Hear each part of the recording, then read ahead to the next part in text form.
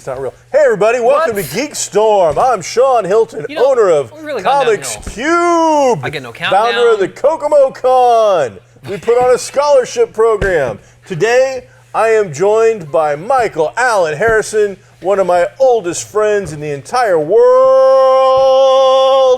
Joining me here today. Thanks for being with me, Mike. It's always a pleasure. You're almost always with me. You know what? You know what? Let's be honest, it's my show anyway. You're my... It's my show. I think that's cute that you think that, but I love you 3,000 anyway. So, this week we got Dead Guy. I just told you about it literally seconds before we came on the air. And I was so heartbroken. You didn't care at all. This guy's body of work is really professional. Nice. Why do you have a knife? What's with a knife? Just in case. Whoa. Okay, it's your show, all right? I'm taking it back. Paul Darrow, star of Blake 7, a classic BBC. I almost said BB7. Classic BBC sci-fi show from the 70s has passed away. That's too bad. His work can be found not only in that, but then in more recent years, Big Finish, which is an audio producer that does they don't do audio books where they just read a book. They do audio dramas, original stuff. With original actors. Like an audio stage play. Yes. Gotcha. So like they brought in the star of Blake 7 and they did a Blake 7 thing. They've done Doctor Who, but traditionally they only do doctors that they can get. So if a doctor's dead, they don't traditionally do it. I think there's been some cheating because recently they recast a first doctor for some of the programming. So I think they might have cheated a little bit and started using him to do some of that stuff, but interesting stuff. But either way, too bad. Hardcore geeks are going to know what Blake 7 is, and those, poser geeks aren't going to know, and that's too bad. So we'll poser geeks. A lot of stuff going on out there. I want to touch on, we got a box opening. I want to talk about some comics, so I want to make sure that we have some time on that, but you have a very large list. I don't have to. And I always want to make sure that we get a few things off your list. So what is the most important thing on Mike's list today? The single most important thing on here. Let's get to discussing. I'm going to say... I like it. Let's do it. For those gamers out there, I'm going to say it's Baldur's Gate 3. Woo! So the teaser release, about a minute, 30 seconds? Yeah, not too long. That's it. Well, that's all I got. Do we have a release date? Do we know anything about it? Do we know who's producing it? Well, just as a history, if you don't remember Baldur's Gate, it was in the, I want to say late 90s, early 2000s, and it was... a turn-based video game that was based on Dungeons & Dragons, used core rules for Dungeons & Dragons. I think version, what do they call it? Not version 2. Probably. No, it was 2. I think it was 3. Baldur's Gate 1 was 2. Baldur's Gate. Oh, okay. Yeah, okay. I don't remember. I'm using the wrong word, not version. Edition. Second edition rules. Okay. And the reason I know this is because I downloaded it yesterday. You can get Baldur's Gate 1 and 2 on Steam at a lot of money, or you can get on this GOG, G-O-G, for $4.99 each. Everybody knows that. I didn't know anything about GOG, or Magog for that matter. So I downloaded 1 yesterday and set up the character and played everything, and it allows you... I don't remember 1. In the difficulty, it allows you to go from easy, and then there are about 6 different levels of difficulty. One of them is core rules, and it says it's based on second edition core rules. Yeah. So, but that was number 1, you said, or did you play number 2? That was 1. Well, I have number 2, but I'm I want to say number 2 is probably based on 3rd. It might be. I would think. It might be. But it's very turn-based. I would bet you're like you have your character, you collect a party as you go, and it's very... The map is all black, and you move here, and it lights up, and it stays lit up, and you move over here, and you have more lit up. You unveil the world as you travel and explore. And when you any kind of combat, take their stuff. Yeah, when any kind of combat, you pause real quick. Turns into a turn-based combat. Yeah, and you tell what each of your characters to do, and then you unpause, and they do that for the round. You're a armchair quarterback, giving your very cool. Well, the 3rd one looks really interesting, and it's been a long time since Baldur's Gate number 2. And Baldur's Gate number 2, back in the day when you had discs. Was like 7 discs or something crazy like that. I remember my edition came with a handkerchief map or something. Oh, cool. You came in the little thing, you pulled it out, and I think that might have been the map that you were talking about that unveiled, but you could cheat and have your own little map, if I recall correctly. It had some other special... Now, if I recall correctly, this is the one where Boo went for the eyes?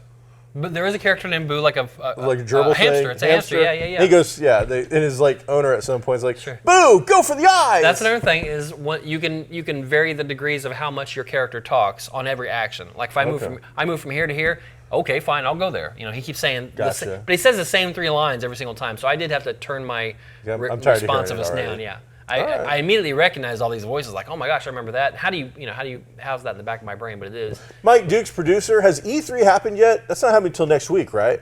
So it's a lot of times during E3, which is an electronics thing where they unveil the new systems, new big video games. This is where Nintendo comes out and they have whoever do a presentation, and then all of a sudden we learn that the Mario Cinema X thing's coming out, or PlayStation 5, boom, it's going to have Pokemon Sword and Shield, new game for the Nintendo Switch. That's the kind of stuff that we expect to hear about. One of my favorites. I was so excited to hear about that. Really? No. Oh. Okay. So E3's coming up next week. I would have expected we heard about Baldur's Gate at E3, but it appears they jumped it. Yeah. So by giving us this little trailer, I guarantee you what will happen at E3 is there'll be some play video now. Probably. They'll have some people out there playing the game, showing it off a little bit, explaining some things. We'll get the specs on it, how big it's going to be, whether it's going to be just PC or whether it's going to be ported over to your consoles, you never know. Your PlayStation 5, your Xbox Ones. I would think it has to be. So that's the thing, is people are waiting to hear about the new Xbox and the new PlayStation. Did you hear about the PS5? I've heard a lot of rumors about the PS5, but I've not heard anything that I would consider to be 100% like real and official yet. What have you heard? The only thing I heard that it was backwards compatible. That's been a rumor for a long time. That'd be and cool. If that's true, that will be awesome. Cool. But the last system with PS4 and the Xbox One was coming out with no disk drives at all, until they got browbeaten into putting in a disk drive. So I would say that there's a very good chance, as a non-super gamer type person, but somebody that loves their PlayStation 4 and is, PlayStation 2, PlayStation 3, PlayStation 4, been on board the entire time, really excited. I think this will be your last system you're going to see discs. I think that that's done. I'm a little, if it wasn't for the fact that it could be backwards compatible, and if that's the case, then I can see why you put a disk drive in. Otherwise, I think we're beyond. A few months ago, I bought a new gaming laptop. Okay. And not top of the line, but certainly good enough. Yeah, it was very but it was expensive, and there's no disc. Oh yeah, no disc tray.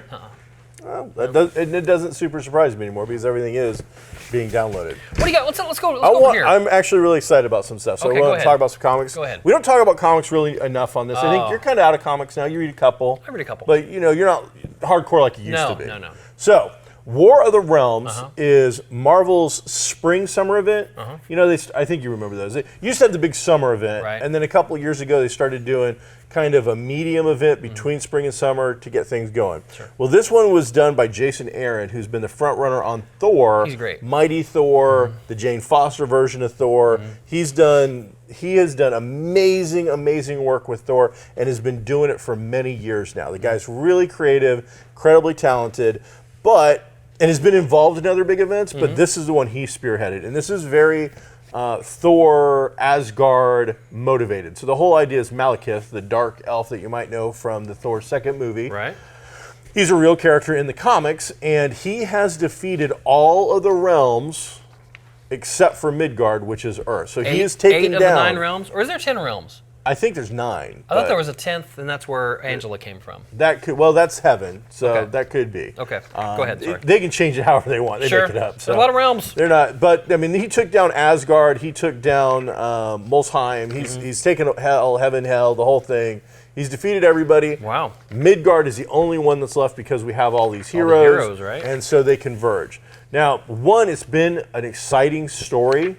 It's been well put together. The art has been tremendous throughout. But the thing that really excites me, and this is almost sad, it's a 6-issue series that they've been doing pretty much bi-weekly. Oh, wow. It's been on time, every issue. They only have 1 issue to go to finish this thing up. Every single issue has landed on time. Every 2 weeks we're getting it. Then on top of that, they did the typical, gajillion spinoffs and one-shots and all that. All of them have not only been on time, they have fallen within the story where they're supposed to fit in. Wow. They have knocked it out of the park. So if you're following along and you're reading and you read the spinoff, it's actually flowing perfectly. That's cool. It has been fairly poignant with a couple of... You mean poignant? I like to pronounce my G, but whatever. G is silent? Go ahead. We can call a library about that later. I don't think the library cares. It has been action-packed. It is hit on all the great levels, plus that perfect amount of humor added in to just put it over the top. Spider-Man has been great in it, has been focused as the everyman, as he usually is. There's been great elements of characters teaming up. How many of the other monthly books are doing War of the Realms crossovers? You know, only really that I can think of that's really been a big deal that I've read is one, Fantastic Four. Now, that said, there has been like 8 to 9 different spin-offs, but they're all self-contained. Gotcha. Or they're miniseries, you know, with them. So the typical, you know, Namor invades, and now Defenders have to deal with it, Avengers. If they've done it, I haven't read those books. Fantastic Four dealt with it. Because the idea is that the main assault in the first book happens in the middle of New York.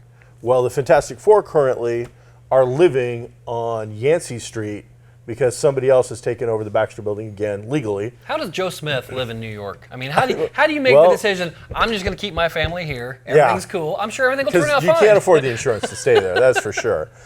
So it's great because this whole thing breaks out. The Fantastic Four are living in an apartment building, or an apartment of an apartment building that the Thing bought back in his hometown years and years ago. Right. They've all moved in. And then all of a sudden, there are frost giants coming down the street and dark elf assassins. And so all of a sudden, the FF are like, well, not on our street. Right. And of course, the battle's going. Not and all in my that. backyard. It's exactly how it goes down, too. You know the thing. And so they're starting to, it's starting to get a little rough. And then all of a sudden, all of Yancey Street shows up, which is one of the great things about the Marvel Universe in that particular. Like, Grandma's got the rolling pin. Right. Somebody hits Dad. And just like, pummels him to the ground, bloody nose, broken nose, and his kid is looking on. He's like, Dad, are you okay? And he starts getting back up. He goes, on Yancey Street, we get back up. And just stuff like that. It was well done and put together. Oh, good. So highly recommend War of the Realms. Been just top notch. Is it just wrapping up? We have one issue left, which should be out in 2 weeks if they don't screw up the system, which at this point I don't see them doing because, again, everything has been firing on all cylinders. Well, if you don't make that sounds like a great trade paperback. So, that'll be, you'll be able to check it out. Worth reading. And then there'll be some giant omnibus that'll have every little thing in it, and it'll go together perfectly. What else you got? Swamp Thing on the DC app. Right. I call it a network in some of our things, but it's not really a network. It's a streaming service. Right. I consider those streaming services to be the modern day equivalent of a network. They are acting as a network. They are. So we had heard back in the day that Swamp Thing was short in season, 13 episodes down to 10. Correct. And we've heard some more information. Right. As far as we know, not as far as I know, everybody's reporting that it's canceled. Everybody. Canceled after one episode. Now, on the app, that means they've already filmed them all. All 10 are done and in the can. Yeah, you're going to see the entire first season, but apparently after the first episode, they've decided not to pursue a second season at all. Which is, kind of lame, because I've heard good things about this first episode. Yeah, I don't know much about it. I haven't followed it at all. I watched the Titans season 1, and it was just okay. It was watchable, but it wasn't fantastic. But it got its season 2, and it should be out later this fall. I guess Doom Patrol is getting really good fan reviews. I don't know critics. I have no idea if that matters, but it's got a huge following. Doom Patrol does. But I'm also hearing or reading that Warner Brothers in general, since the whole AT&T merger and we've got Warner Media now, that they're rethinking the DC Universe app completely. So I don't know if that means that they'll do their own streaming service and roll that in, or if they'll just get rid of this altogether because it's so expensive. It's got to be the most expensive thing they do is the programming for this.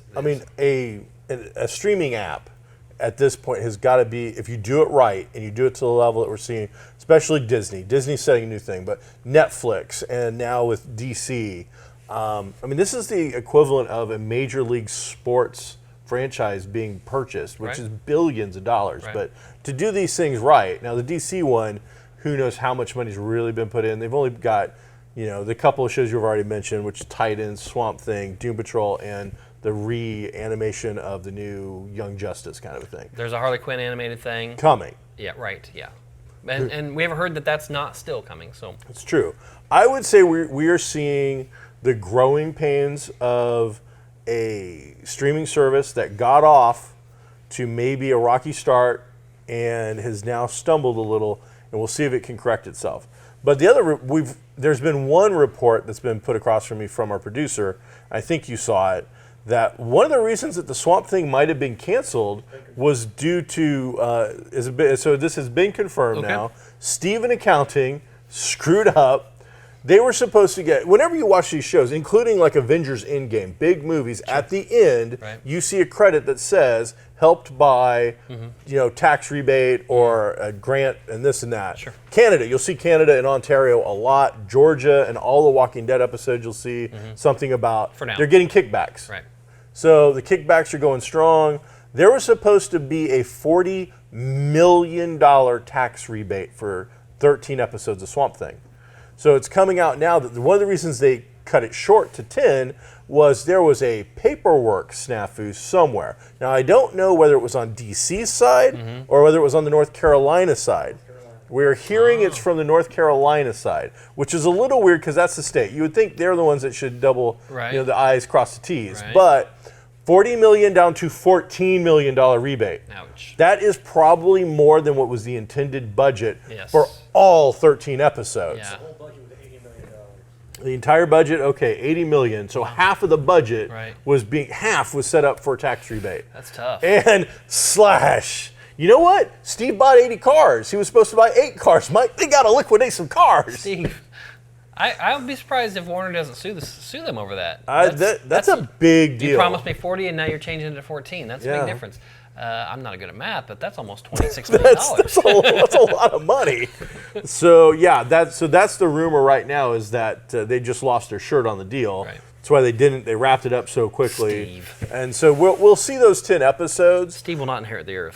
So I am going to be curious what we see with this thing, whether it gets wrapped into a WB thing like you kind of mentioned, whether they just ixnay it, go the full year, because there was people that bought a year's worth. And it has an impressive catalog. I mean, I checked it out, and I subscribed to it for a month just to watch the things I wanted to watch. But it's got all the movies, all the TV shows, everything that are they're comic related, DC related, or DC related comic, whether it's Linda Carter or Christopher Reeve or whatever. It's all on there. Plus, they have comics. They have not, and I didn't. Yeah, that's great. Oh. So, all right, go ahead.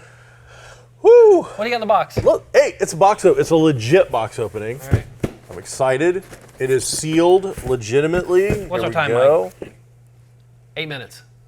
We have 13 minutes remaining. Plenty of time. You have 3 minutes.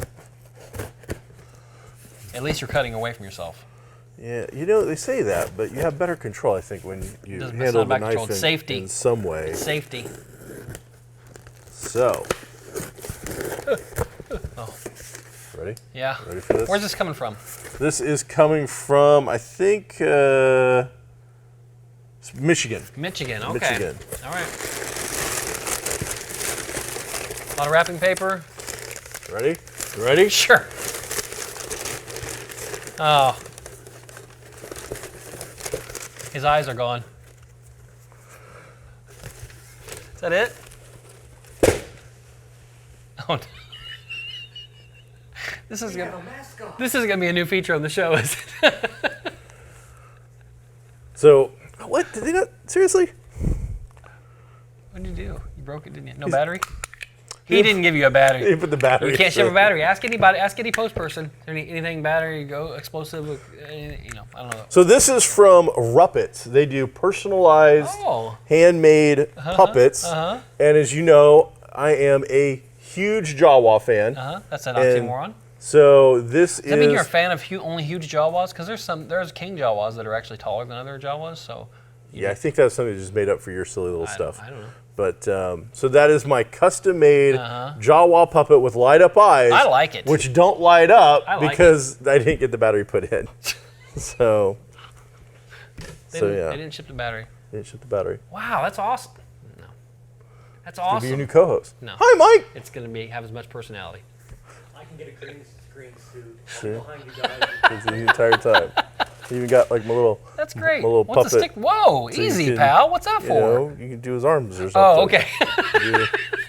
Like, hi. However that works. I don't know how it works. So I'll have to. I'm concerned that you think his voice sounds like that, though. Oh yeah. Well, he's a puppet. No, he's a Ruppet. He said all he says is like Houdini, and that's it. Houdini. He doesn't say any other words. No, those are Tatooine Jawas. Oh. Only Tatooine Jawas speak like You that. mean Tatooine? No. That's a sub. That's a dialect. Oh. So yeah, Oh, so all that's right. pretty cool. Well, that's fantastic. 9-volt battery not included. 9-volt. 9-volt. Jeez, I got to come up with a 9-volt. That didn't look like 9-volt. That looked like two AA's in the Well, in the there thing. you go. Okay, how to attach your arm rods. You're an arm rod. Okay, I'll look at all that later. Very excited. He's going to be doing some advertising for Comics Cubed. I'm amusing myself and the 10-year-old over there. That's all. That's all that's important. Good job. All right, let's check out that list again. Now I've got my Ruppet, which you can order your own. There, I am not joking. There's been almost a Mike Harrison puppet a couple times now because they do that. Just to be able to go, Mike with Mike. You missed the 50th anniversary. The 50th birthday would have been been perfect. great. Would have been perfect. Did you see the Wonder Woman picture? Yes, the 1980s gold 84, rainbow. Right. Now she traditionally has like a golden armor, right? Yes, Okay. that has been something in the comics where it's like this godly armor and it shines down, and it doesn't necessarily look like 1980s bad frizzy hair Right. with leggings and breakdancing, Right. like this poster did. But at least they're embracing the whole thing. I think you take that background away, probably looks a little bit different. Oh, yeah. That was very stylized in its presentation and everything. And along with that came the news that DC, or Warner Brothers anyway, is not going to San Diego this year. So not a lot of no big announcements, nothing going on. Star Wars has pulled out San Diego too now, right? Yeah, they don't need to go. They've got their own thing. Yeah, so Matter I of mean, that's two. Right. And Marvel, as far as we know, doesn't have nothing in the can. They didn't go last year. I don't know if they're going this year or not. So it might be time. San Diego's got a little. I think they've got a little big for their britches. They've started suing anybody using the words Comic-Con Right. and winning. Right. And I'm just like, that's like, Kleenex. Right. It's become a generic term. I understand that you came up with it, but one of the bad things about coming up with a term that comes universal is legally you can lose it. Right. And Comic-Con is one they should have lost. They shouldn't be able to keep it at this point, in But my they didn't. opinion. Well, we'll see for how much longer. Eventually, somebody with bigger money will come along. Star Wars Celebration used to be every 2 years. Now It is still going to be every 2 years, but they're doubling up and doing another one next year, so they can get on the 2-year cycle that they want to be on. That'll coincide with, they've said that they're after Star Wars Episode 9, they're going to take a 3 or 4 year break on movies, and so that will allow them to be on the cycle that they want to be on for movie releases. Okay. Well, we'll see how it works out. I know that Dark Horse is putting out an art book for Rebels coming out soon with a bunch of stuff, because Dark Horse had lost their Star Wars license stuff, but they're going to be putting out this art book for Rebels. I just finished watching season 4 of Rebels recently, and so I finally knocked that out. And I've said this before, I love the first 3 Star Wars, The New Hope through Jedi. Those are my movies. Sure. Then the prequels came out, and whereas I don't think that something can ruin other things for you, it made it so that I didn't really care about Star Wars anymore. Those prequels were so bad that I'm just like, whatever. But the Clone Wars and Rebels have really brought that energetic love and that youthful spirit of it back and really saved that franchise for Here's me. the way I look at that kind of thing, in that we're close to the same age, and even Mike, people that grew up with or that were infatuated with Episode 4, 5, and 6. That's your Star Wars. That's always going to be your Star Wars. There is nothing anybody can do about that. The other material, whether it's prequels, sequels, cartoons, whatever, all that is adding material to the thing that you love. And whether you like it or not, that's up to you. It doesn't have to be a thing where, well, it's not as good as that, so I don't like it. Well, okay, do you like it a little? Is there anything about it you liked? Okay, then hold on to that, because that reminds you and ties you back to the thing that you do like. So I think having more material like that, even Solo, people didn't like it. Oh, no, so I just rewatched Solo like 3 days ago. And again, I still think that's the best of all of the stuff they've redone. I do want to rewatch it. I haven't watched it since. It's fun. It's a fun movie.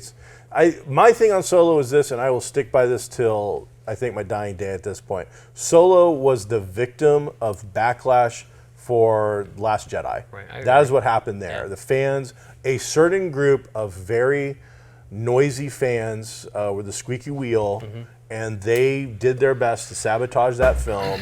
They succeeded, and I think it gave them this whelm of energy to fandom that, well, if we don't like something, we can bring it down now. Yeah. And I think they tried to do the same thing with Captain Marvel, and it kind of backfired on them on that one. It But Solo, if they'd put Solo out instead of May, June when they did, if it'd come out in December, I think Solo would have been a different story, and we'd be looking at it differently. But Maybe. for me, That's great. Now, speaking of solo, Galaxy's Edge has opened up in Anaheim, and the amount of material on YouTube you can watch for 24 hours as different people are exploring the land. There has been the grand opening with Iger and Lucas and Billy D. Williams, Mark Hamill, and then at the very last minute, in a great little surprise, they pull out Harrison Ford. Yeah. And they light it up for the first time. The Millennium Falcon, well, for the crowds anyway, fully goes. Harrison Ford gave a real quick, nice little shout out to Peter Mayhew right before he fixed the Falcon, and so it was well done. The stuff I have seen though has been amazing. I am really, really excited about it. So, have you seen some stuff on it? You had to have. Some of it. I haven't seen a lot. For whatever reason, I just don't have a huge interest in it. Only because I know how packed it's going to be and how crazy it's going to be. I don't know that I'll go ever. Maybe if I do it, maybe 4 or 5 years. But it looks cool. I think it's awesome for the people who enjoy that kind of thing. Well, taking it back to Celebration, they had one of the big panels, one of the big 4 panels was Galaxy's Edge. Galaxy's Edge. And I won the lottery for that, and I didn't go. I gave it to one of my friends who was really excited about it. Yeah. So it wasn't as big a deal. Although they did hand out, at each of the big panels, they handed out something. And like one was a poster for The Mandalorian, one was blah, blah, blah. Yeah. For Galaxy's Edge, they had Coca-Cola t-shirts, but the Coca-Cola was in Arabish, which is the... They're selling it because there's a guy who was wearing one of the videos, and it looked really cool. Yeah. So he gave, the guy I gave the ticket to, he gave me the shirt. So that was nice. That was nice of him. Yeah. And I didn't sell it. Well, there you go. I sold everything else. Except for that shirt. Except for that shirt. There's a lot of cool stuff going on, and people can decide whatever they want. The land itself, from what you can see of all the videos, and there are a lot of GoPro, first-person style shots, and long videos. It looks amazing. Well done. Everything looks aged, and nothing looks brand new and out of the box. Right. This looks like an old, forgotten trading post. From the food that they're offering, which has got a blue milk, green milk situation that looks cool. There's a cantina set up where you can get alcoholic and non-alcoholic beverages, and it's family friendly, so everybody can go in. The big ones that everybody's talking about, though, that seem to be super popular are the workshop to create your own lightsaber. Oh, right. The Savi's workshop, which is not cheap, right? It is expensive, but I thought that it was well priced. I've seen a lot of videos on this now. I've seen groups go in and film the entire thing. Oh, wow. The first thing is one, you don't just go into the store if you're part of the experience and pull something out of a package and put it on the counter and buy it. You buy the experience. Okay. And so what it is that there's a whole story with the Savis, and there are finders. There's basically antique Rey, when she went around, the whole Jawas would probably be the scoutmen for the Savi guy, and they go around collecting pieces and parts of stuff. So you get this whole story, and then you're invited into Savi's workshop. Now, I've not seen a video that shows specifically how many people are in the workshop, but I have deduced, I believe it is 16 that do the experience at once. Wow. Could be as high as 20, but I'm pretty sure it's 16. Still not a huge number. What's the time frame on that? What do you mean? How long it takes? Yeah, from beginning to end experience. Probably 20 or 30 minutes would be my guess. too bad. It might be a little shorter because they bring you in, and then you buy your lightsaber before, or you buy the experience. And what happens is there's like 4 different lightsabers you get to choose from. There's a Law and Order one, which is a Jedi one. There's a Sithy one. There's some kind of natural world one that's going to have like claws and teeth and stuff making up aspects of it. And then there's another one that I can't remember what that one is off the top of my head, but you go in, they give you the full story, and this guy, and I saw the video, he goes for it. The actor is like explaining all these things, whatnot, blah, blah, blah, and then it's time to build your lightsaber. And the people come out, and they unleash this thing, and you've got pieces. And you will put together the pieces and construct it. And then they come out with a cool looking like chamber thing filled with kyber crystals. And you will pick out your own kyber crystal. Nice. Put that in, and when you do that, it activates, and they do the whole, it's a show, and it was impressive. But the price is $200. But for that $200, you not only get the experience, you get a pin. That's how they know. Before you go in, you decide on which one you want to try to put together, or which one you're going to put together, and they have a pin for each of the factions. Gotcha. So if you new order. So if you get a new order pin, that way they know what stuff to give you. You get to keep the pin, which looks to be like a die-cast style nice pin. Then you're going to get the hilt of your saber, which you're going to custom do. You're going to get the little kyber crystal, which literally goes into your saber. You can open it up, take it out if you want to. You get to pick that. Then you also get a blade, which is your plastic, acrylic, or whatever. The one thing that is kind of cool though is that one piece of plastic acrylic will work with every single hilt. Okay.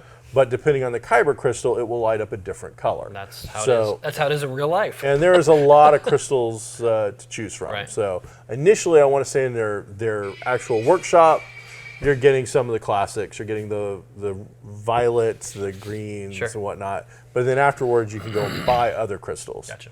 So, and then they've even added something to that, it turns out. So you can buy red crystals, which are your Sithy kind of crystals. Well, there's a couple of red-black crystals. Ooh. And they hide in the package. You don't know what you're getting. You open it up. You've bought a red crystal. You pull it out, and it's obsidian. Ooh. And so it acts like a red crystal. When it lights up your saber, it is a red saber, but the thing itself is a obsidian black piece. And it even comes with a little thing that says you have found the exceedingly rare, Nice. fetch quest So item there's that a blah, blah, blah. collector's- Yes. Gotcha. So, and then they found there's a YouTube video on how to cheat to see, but supposedly they only put out a handful of these on the rack every day. Gotcha. So they're not going to be that easy to find. Right.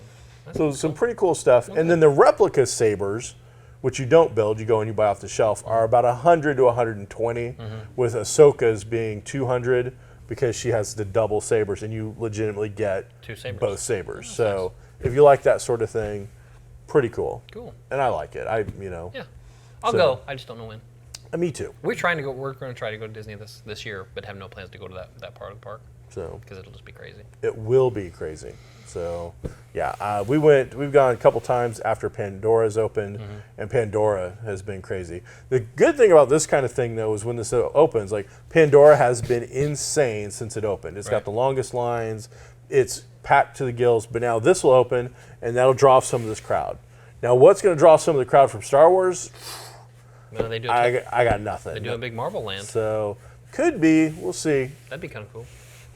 I think at that point you almost just keep letting Universal have it and just charging them a ton of money so you don't have to deal with it. I don't know. So until you're ready to the point that you want to go full court, really hardcore with it. So, but very cool stuff going on. You build droids and they interact, and the hotel's is just under development. So you can go to the land, but the I hotel heard is it's only gonna like be 30 or connected. 40 rooms anyway. So- It's like real expensive and exclusive. It's not like the contemporary or anything. It's not big. Yeah, I haven't heard that. I could see it being maybe more limited with 300 rooms, but I can't believe Disney would bother to put together anything that's only got 30 or 40 rooms. The only thing they have that's even similar to that is out in Polynesian. They've got some huts out on the water, Right. and there's only like 10 huts, but Right. those are Right. super expensive, and they're still pretty much connected to That's what I think. I think these the will- Polynesian. These will be really expensive. So, people will pay it. Although they will, they So- will. Especially, the thing I've heard is that's a full story. Like you go in, and Yeah. you're a part of that experience as well. The mouse is going to get its money. Oh yeah, he's getting all the money. He's getting so much money. His streaming app network, I'm not worried about. I think he's walking in. I don't like the name. I don't like Disney Plus. I think Yeah, it's not- fine. not- It's what? It's easy. Yeah, yeah. Plus, for their thing, it's two symbols. It's a D and a plus sign. That's so true. it's gonna plus. be pretty darn easy. I like it. Hey, Origins is coming up next week. Is it? Origins Game Fair. It's a game convention. Right. It's a much smaller version of Gen Con. Columbus, Ohio? But yes, and I think a lot of people who might be intimidated by the crowds that they're seeing at Gen Con are now starting to switch over to go to Origins. I love Origins. I think it's a great con. Columbus, for me, has been an amazing host city. Good. So really big fan of that. So what else you got, buddy, as we clean up and finish Come off this... We're over. Oh. Okay. sorry. You really went on and on. Oh, well, those I let you, though. those sabers are cool, man. I know. Awesome. You just gotta- Hey, next week I won't be here because I'll be at Origins, so Mike will be doing something with somebody else, but who cares because I won't be here. Wait, who else is going? Is Nick and Lauren going with you? Nick's going. I don't think Lauren's going. Oh, maybe I can But get Lauren then. then again, she might have to actually, take care of the kids because Nick's not going to be I there don't unless she know. gets. Maybe the kids can come. They'd be great. You could co-host with Owen. Yeah. Owen's pretty on the ball. I get Kyan, Owen. I could get the twins in here too. I could have an all-kid panel. I'll tell you the story after. Hey, everybody, thanks for checking out GeekStorm. Be groovy. Talk to you later.